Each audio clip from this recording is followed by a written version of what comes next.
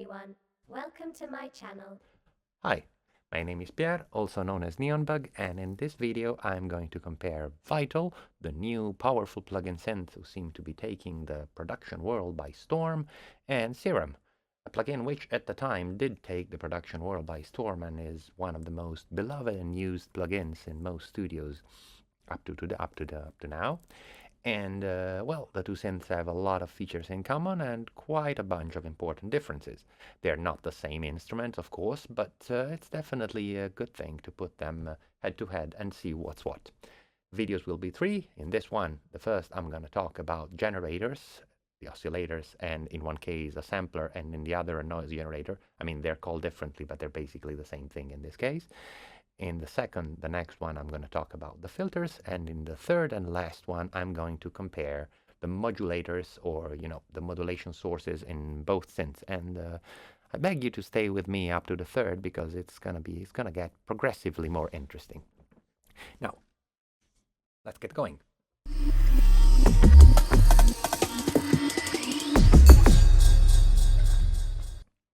So here we are with both synths open, and before delving into the generators, I'm gonna take a brief tour about the interface. Now, the interfaces are very similar somehow. They're just tilted 90 degrees. Like here in Serum, you see on the top there is the generators and the filter, while here in Vital we have them on the left. And on the bottom in Serum, we have all the modulators, and the same thing happens here on the left. I think someone used to programming Serum will have really, I wouldn't say a zero learning curve, but I mean, translating what they can do in Serum and Vital will definitely not take a long time. You can drag a modulation source to any parameter, and this, you see there's the thing, the ring around the knob that appears, and this circle right here, which is the thing you're gonna need to edit to change. So like, for example, if you have two different modulation sources addressing the same parameter, you get these two circles which you can edit independently. And with keys you can change them, you can make them be, you can move them slowly, you can do a bunch of these things, and the same goes like for entering a value. With double click it resets a parameter instead of having you enter a value like Serum does. But here with you can do the same thing with the right click, or with a, I don't remember, Shift Alt or something else, something like that. Now, this is it about the interface. There's a bunch of other things you could consider. It looks very similar in the fact that there's this 4 panels, which include, effects, which I call effects here, F and X, and here are effects. There's the mode matrix in both cases, and what here is the global menu is called advanced in Vital. And they cover slightly different things, but we're gonna get into them. Here, Vital offers you this nice small. My keyboard is off. There's a good reason why it isn't sending MIDI. Now, there's the thing up there you see is sort of an oscilloscope, which you can turn into a spectrum analyzer with a click. And the same thing you can see here, you can have both all the time. Now, getting to sources, I'm going to start with the simpler ones and then move to the oscillators, which are a big can of worms. The simpler ones are what in Vital is called a sampler, and in Serum a noise generator. You see, Serum does not really have a noise generator. What it does is playing samples, and by default there's a bunch of noise samples, but also some small transients and other useful stuff. Vital, at least the free version of it, doesn't have a lot of stuff to offer, but you can load any sample you want in it and put it into your sounds. One major difference is that, well, major, it isn't that major, is the phase control. Like here, phase intends the point in which the sample will start. Here you cannot change it with a knob, but you can randomize it, which is the same thing you can do here with a knob. You can choose how random you want it to be.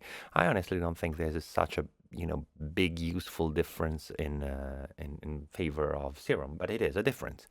Here you have a one-shot button, and here you have a loop button. They work the same, just one opposite to the other, but they take take care of the same function. We have a keyboard tracking button here, and the same thing, a keyboard tracking button here. One thing that Vital has and Serum doesn't is this possibility of playing a sample forward and backward, and that's, well, that might come in handy if you don't want, sudden jumps when if you have a sample with strange endings or beginnings, whatever. And you have a pan control, a volume control, the same things you have here, and here you can go and check the pitch and edit the pitch with a lot of precision. You can edit it in semitones, or same thing that goes on with oscillators, pressing shift and it will move by a whole octave at a time. Kind of handy. And here you have a fine tuning for it as well. It also benefits from this snapping pitch quantization possibility, which goes into the whole synth, and even oscillators have it, which can come very handy for making like arpeggios and generative patches and things like that. And here you have a selection of where you want the noise, the sampler to go. Here you can send it directly to the effects, you can send it to the direct out, just out of the synth, skipping the filters and the effects, or to one or both the filters. Now that we have, Serum only does you the possibility to direct out, which is, well, it's pretty cool. It will skip the filter and the effects, and you can do it with the noise generator or with the sub-oscillator. Sub-oscillator in Serum, as you probably know, is a very simple oscillator. It's one, it has no unison, you cannot fine-tune it, it just goes by octaves. You can choose its panning, you can choose its volume, you can do nothing with its phase, and you can have a sine wave, a rounded square, a triangle, a sawtooth, a square, or pulse wave, 25% pulse wave, but that's all you have. Vital, on the other hand, has 3 oscillators which are all identical, in the same, somehow very similar to how the main oscillators in Serum work. Very similar, but, well, with definitely important differences. They're both wavetable oscillators with a complex and intricate wavetable editor, which I'll mention later. They both have, of course, you see there's this knob for the wavetable position, which does nothing at the moment, and here we have this slider that does the same thing. You can see them in 2D or in 3D. Here there's a button. It doesn't work by clicking on the screen. Here it does. Here it requires you to click on this thing on the bottom, and this offers you also this spectral view of it. So here we are seeing a sawtooth wave and the whole spectrum of it. It might come in handy, especially when working with this knob here. Then there is the unison, which apparently works very differently, but is kind of the same thing. It can go from 1 to 16. You see it gets red in Serum, and once you get some unison, you can control the amount of the tuning, and you can control the level of the more central and the least central harmonics. These are all the unison controls you have from the front panel, but if you go in global here, you can change the range of the unison, how much detuning it will have, it might have, how the stereo width of it, how different the warp mode knob is from one copy or the other to the oscillator, how different the wavetable position is. This stack option, which allows you to put copies of the oscillators in different positions, like different octaves, making chords, or, well, a bunch of possibilities. There is making fifths and putting the center like 1 octave lower, which might come very handy. And there is this mode which allows you to switch from a linear to this super exponential inverted, which makes the most detuned voices more detuned, and random, which kind of explains itself. This thing in Vital is handled differently in that, for example, if you get some decent unison, here it works the same. You go from 1 to 16. You can also use the mouse wheel to change it. And this thing here that seems just to be a visual representation is also a parameter. You can drag it up or down and have them be more precise, with less detuning or with more detuning. And here you can control the tune amount, like the same thing you do with this knob here in Serum. Also, in the Advanced tab, there's more unison options, like there's possibilities like the ones you had in the mode. You can have different types of chords made by a unison oscillator, like having several chords, all the ones you see here, including following the harmonics, which is kind of interesting. And here you can spread it in the wavetable. You can spread it in the spectrum menu and in the distortion menu or warp menu. I really don't know how to call it because it's called wave morph here and distortion elsewhere. Serum has this knob which opens this big menu, which allows you to do a bunch of interesting things to your waveform. Typically to your waveform, I mean, it's really usually acting directly on it, except for, and well, actually, let's say all of them just act on the waveform. Here, these two menus do slightly different things. It's not just one, it's two.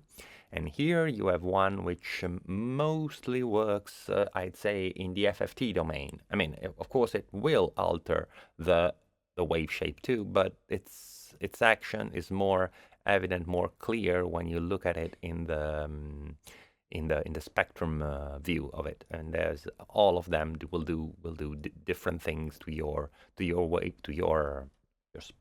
waveform anyway. But going through the editing the relative amplitude and phases of the bins in the FFT spectrum, while these other one, I mean, let me reset it. Let me just get back to none.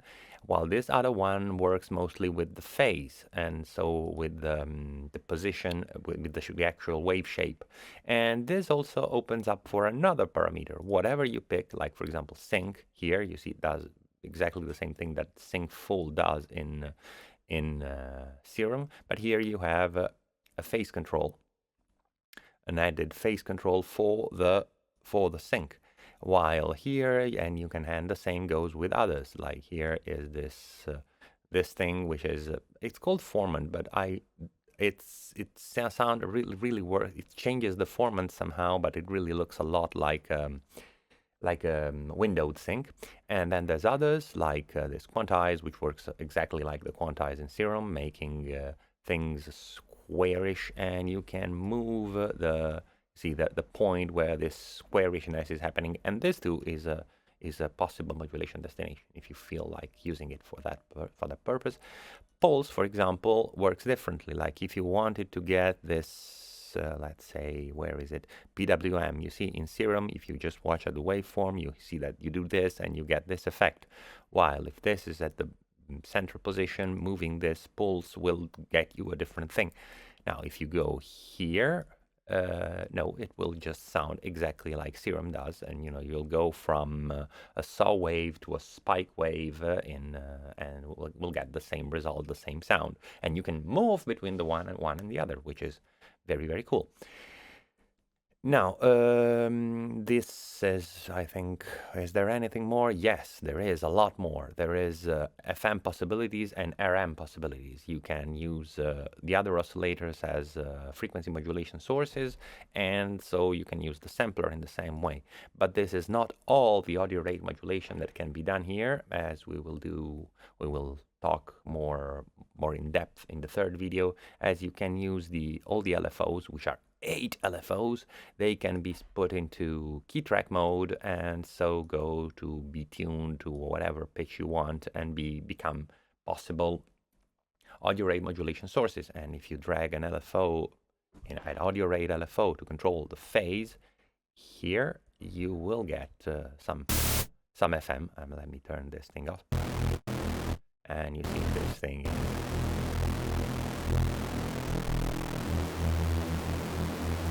Well, it is kind of hard to understand in the phasing mess we have. Anyway, this is it. It's we're actually using a thing which is 1 octave lower, so it doesn't sound like the screechy FM you might imagine. And I'm playing a very low note on the keyboard, as you might hear. So, since this thing is over, well, of course, even these ones have a chance, you can decide where to send them, and you can also control the pitch in these ways.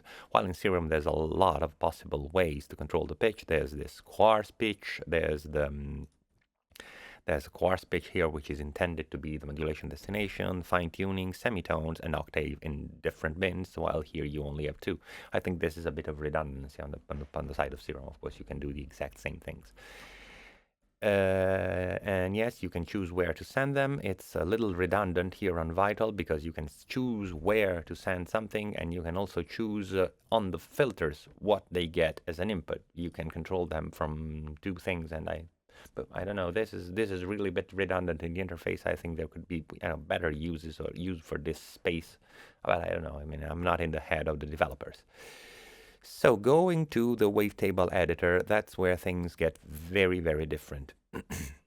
Now, you might get a bit surprised looking at this because, hey, here I have this sawtooth. It totally looks like a sawtooth, but the FFT table here shows me nothing. While in Serum, as soon as I draw something, it will appear on my waveform. So you see there's this direct relationship between what I draw in the FFT spectrum bins and what happens in the waveform, while the opposite isn't true, because like if I draw something here, I keep seeing this this FFT thing. In order to have this be translated in the FFT bins, I have to click on this wave to FFT thing, and here it is. Now, no matter how you make a wavetable in Serum while you're, drawing it, making it in one way, or importing some audio, what it will be in the end is a sequence of up to 256, single waves, and it will be saved as a sample. Vital does it very differently. Oh, here, and the way you make it a table instead of a single wave is like, creating another one, you messing it up a bit, however you want to mess it up, and then once you're happy, you've made enough mess for your pleasure, you go to a morph, and you go crossfade, which morphs the waveforms, or a spectral morph, which does the morph in the FFT domain, and other two different morph options which allow you to mess with the phase of the fundamental or all the phases, basically removing, in this case, all information from this line here. Now, on Vital, at first, it can get a bit, I wouldn't say frustrating or disorienting, but I mean, it's definitely different. What you see at first is this wave source, which gives you this grid thing and allows you only to draw straight lines from points in the grid, and you can change the size of the grid up to entirely removing it. And once you've entirely removed it, you can have this sort of free-form draw thing you can do. And this is, as you can see, immediately translated into what you're seeing in the FFT bins and in the phase bins. But then you can mess up the FFT bins, and the same thing goes on. I mean, it's totally symmetrical. Now, I'm only editing one, and apparently there's no other ones. Wherever I go, there's nothing. In order to have another waveform, another wave, I have to create like something that comes from a video editing software. I have to create a keyframe, and once I have a keyframe, I can change what is happening in this keyframe and mess it up however I like.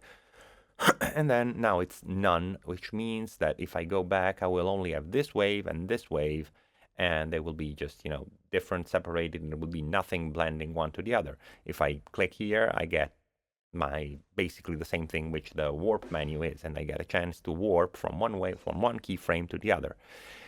But this isn't the only way to create wavetables in Vital, because you can, besides, once you have created a wave, you can add modifiers on it, and there's this phase shift, wave window, frequency filters, Liu limiter, wave folder, and wave warp. I mean, you can do a bunch of other things to mess the wave up before you even get out of the actual wavetable editor, which is pretty interesting. You have every line of this gets its own keyframe, and you see you get this warp, and you can get different types of you can make it symmetrical, asymmetrical in one way or another, and this is you see lots of interesting options.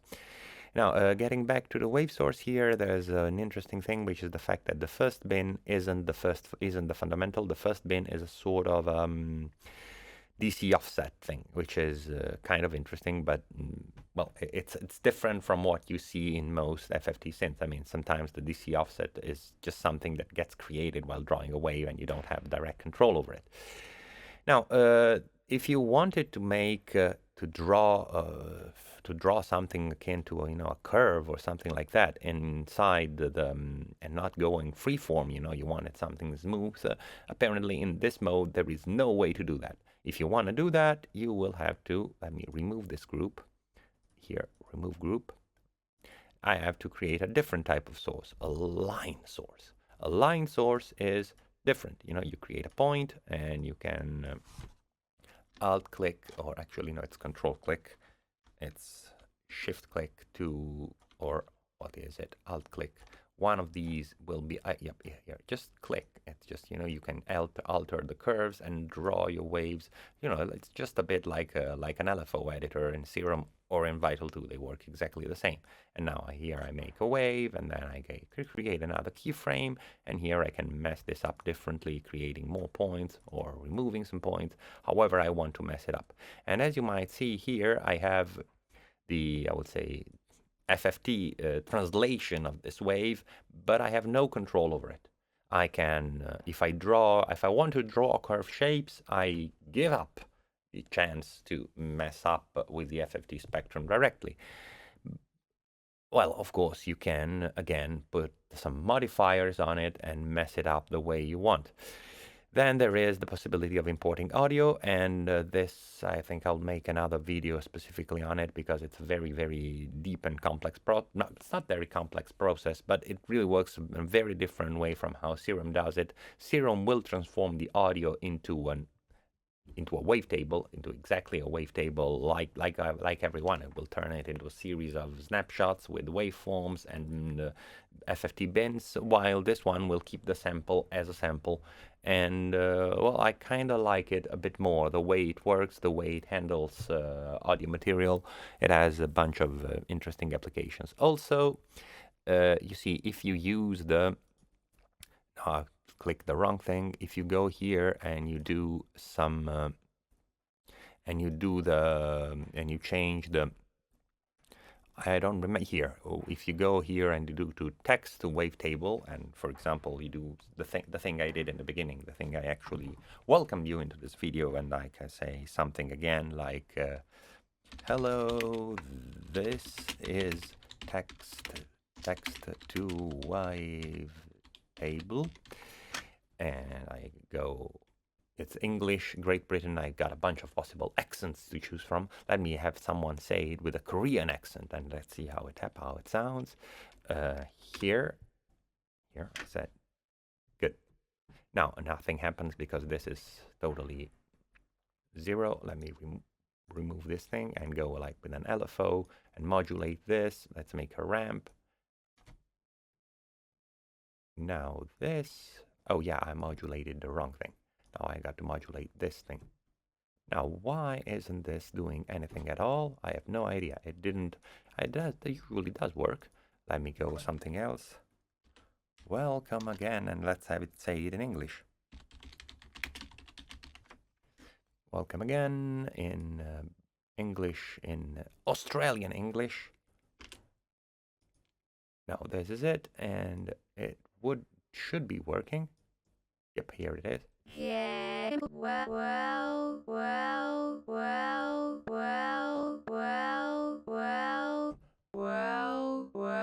Well, it hasn't. It's done something weird. I didn't expect it. I mean, and anyway, what happens, which is the point, is that you get this this thing, which is a sample. I mean, you get a representation of the sample, and you can decide where you want your start and ending point to be. Oh yeah, the point here is the... Welcome again. Yep, that was the point. Welcome again. And you can then mess this thing up in several ways. You see, again. the voice by default sounds a bit feminine, but you can turn it into a... Welcome again. Welcome again. Welcome again. Welcome again. Welcome again. You can mess it up with the vocode or with form and scale. Welcome again. Welcome again. And make it darker or... Welcome again. and goblinish if you feel like, or maybe, of course, you can do lots of things, including if you're into if you're into sending cryptic demonic messages in your music, you can have it play it backwards, but it's really not such a revolutionary feat. Now, this thing really, as you might understand, isn't really turning text into a wavetable. It is turning text into a piece of audio, which then is translated into a wavetable. So basically, you can do the same thing if you have any other possible, text-to-speech, vocal synthesizers, whatever, and you can just create samples out of them and then drag into the wavetables, and you will have the same effect. While this thing, if you don't get the paid version of Vital, which is still not very expensive, you can only use like 5 times a day. I use like 2 times for this video for you. I mean, okay, this really mangles my text-to-wavetables possibilities for today. And yes, so this is it for now. As far as these things are concerned, I think I covered most parameters, most things, and one thing I haven't is answering the question, but how do they sound?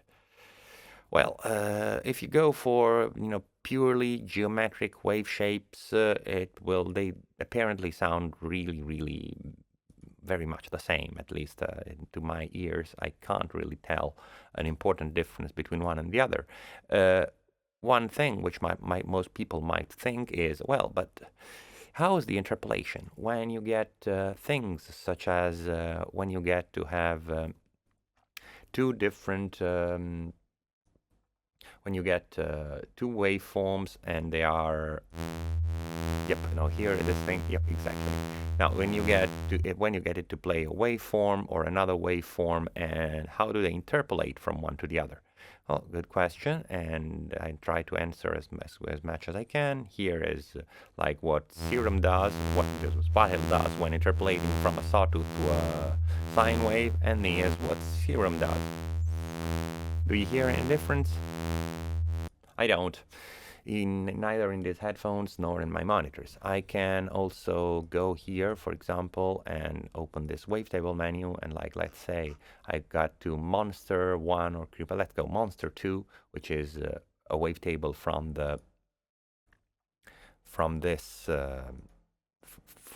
Serum. It's one of the spectral ones, Monster 2. I just imported them into my user folder. Everything else is in the default position. Now I have them playing the same note and scrolling the wavetable at the same speed.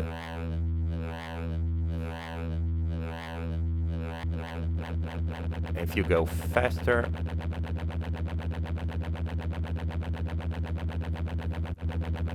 I don't know, I keep not...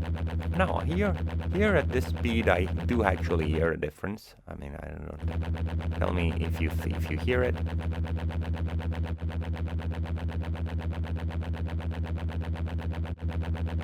But it's definitely very slight. I mean, the interpolation algorithm seems to be very good in both programs. So what else is there to be said? Well, see, what else is there to be said is to make a proper comparison. Now, these oscillators offer individually some more options than the ones in Serum, and even just the fact of having more possible modulation destinations allow you to make a lot more mess from one single oscillator, and the fact that there's more audio rate modulation possible makes the sound palette coming out from the oscillator even bigger and more interesting. But one thing which I think is really killing it is the fact that there are 3. I mean, it might not seem like much, but when you're trying to make something a bit complex somewhere, I totally understand the point of this single sub-oscillator, this simple one, because at times you say, hey man, you've already had 2 complex wavetable oscillators. What the hell? Why do you want another one?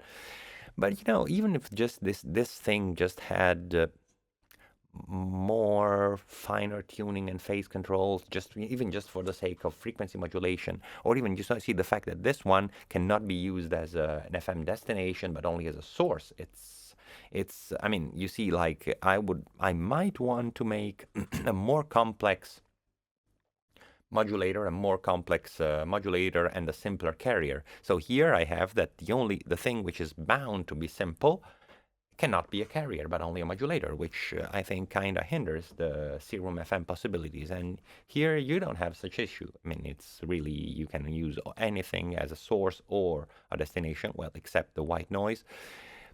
One thing you cannot do in Vital, as far as audio rate modulation goes, is using the white noise, or well, in this case I say white noise, I mean the sample, as an audio rate modulation source, which on the other hand, in Serum you can pretty easily. You right-click on a parameter on it, and as among mod sources here, you will find there is this where is it? Noise oscillator.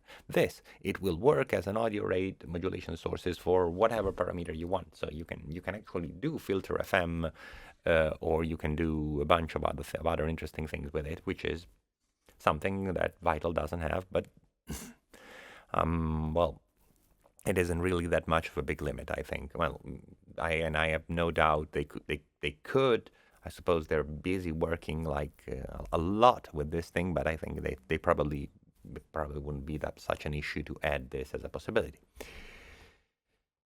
So I think I covered the sound sources pretty well. I don't know what else there is to say. If I neglected something, please let me know in the comments, and maybe I'll write something about it or make another video, whatever I feel like, and then. Thank you, and see you in the next video, in which I will be discussing the filters and the effects. And yeah, there's a lot of stuff to talk about, and it's a long talk. So, well, thank you again. See you next.